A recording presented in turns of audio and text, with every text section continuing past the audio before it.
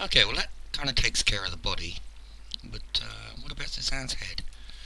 This is a lot more complex in shape and form.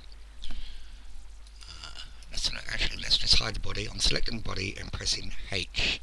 If I wanted the body back, I would press Alt H, but I want to hide it and just work with the head for now. This form is a lot more complex. There's a lot more detail to it. So unwrap will need to be a little bit different. So how would we go about this? Well, let's look at the areas of the head. Where would be the logical places to mark our seams? Well, the ears kind of stick out quite a bit, and the face we would want, if we're going to texture it, we want it to look somewhat like it's supposed to, so it's easier to texture. The eyes as well. I think probably the best thing here is to, first of all, let's try unwrapping her as she is. So everything's selected. We'll see nothing down here because it hasn't been unwrapped. So let's just do an unwrap as it is. So we'll do an unwrap, and it's very messy. Once again, the face is kind of squished right in to the middle of the texture, covering a very small area, and the back of the head, the back of the skull is way out here. The ears are in there somewhere. I think these are the ears down here. It's looking like, yep, they're the ears. It's all very messy, and I just know from experience these two over here are the eyes. The eyes are actually part of a separate mesh inside the head. Okay, so how do we go about unwrapping this? Well, first of all, we want the face. So probably the easiest is to split the skull away from the face. Okay, so I'm just looking around the geometry and I'm deciding, is there an easy route across? I could take this path here from behind the brow, and it kind of goes, but it's going behind the chin, and that is not really going to come out well. So I think what we'll do is we'll start at the brow, and we'll start where? Let's start here. Okay, so we'll select this edge behind the brow, and we'll go across to the other side. So shift select, comes up there and across there. Okay, so that's a split behind the brow, and let's go back around the centre of the skull, because you're going to be looking at her face, and the back of the skull is going to be easy to match up, whereas the facial features are harder. So let's go around and do the back of the skull, and we'll select these all the way around here, down the back of the chin, down, and now we need to kind of peel this out so it'll lay flat. So we can come across here or here. I'm actually going to just come across the back end of the chin here. Okay, so we've marked this, and you can see this kind of split open like a walnut now. It'd be, although not perfect, it'd be a lot better than what it was. So let's mark those, Control E, and we'll mark that as a seam. Now let's try it and see what it looks like.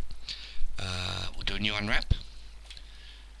And look at this is looking much better. The face is in proportion. The back of the skull comes around. The ears are kind of squashed up in here, but the facial features are looking good. Okay, well let's go back and work on the ears. Let's try and do something there. And once again, I'm going to try and find a kind of a good point to split the mesh. I'm thinking this route, probably not, yeah, maybe. Well, let's start in the valley there. So let's bring this one. Do I want to come across here or down here? I think down here. I'll take this easier route. So I'll come down here, across here. We're now at the back of the ear.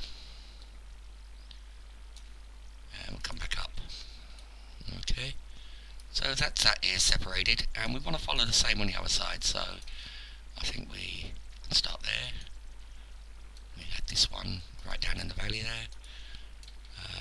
Where did we go from there? We went from, let's just check. We went in and down the lobe that way, so we went up the lobe this way. We had this one here, and that joined up with that there. Okay, so they're both unwrapped the same. Let's mark these as seam. Control E, mark seam, and let's do another unwrap. So I'll select all and unwrap again. Okay, the ears have come out. They've been extracted out of here and put up this area, and they're much bigger, so we can get more detail in the texture. Yeah, that's looking good, but it's still a little messy. I think what I'm going to do is split the ears in half as well, so it's going to be easier to see. Okay, and I think I'll do that along the front of the ears. So I'll deselect everything. I'm looking here. I'll take this path around the front, so I'll select that. Shift select my way around. So on the UV, this will separate the ear into two parts. It'll be much easier to recognise and to work with. So we went around the top of the ear. So we'll shift select our way around here.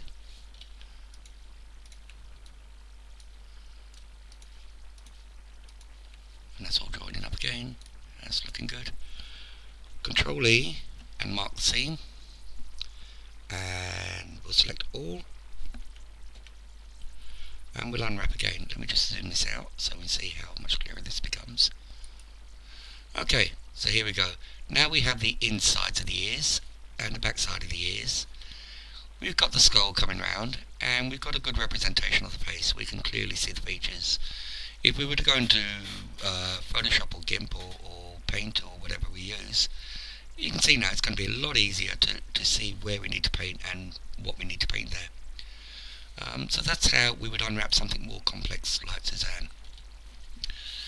While I was in between videos, I was also looking for images of UV unwraps, rather than me finding some old work and extracting them. And I come across this car, and once again, if we have a look at this, it's been marked, it's been seen very logically. We can see that each half of the car has been marked out with a seam and unwrapped along the roof, so it'll fold out flat. The bonnet, the hood, or the boot, or the trunk, depends what part of the world you're in. The front and the rear. It's a very logical map, and that's what we should be aiming for with our UV unwraps, is making it so if someone else comes along and they wish to modify or make a new texture, they can kind of follow along what bit goes where. And that is the target we're looking for with unwraps.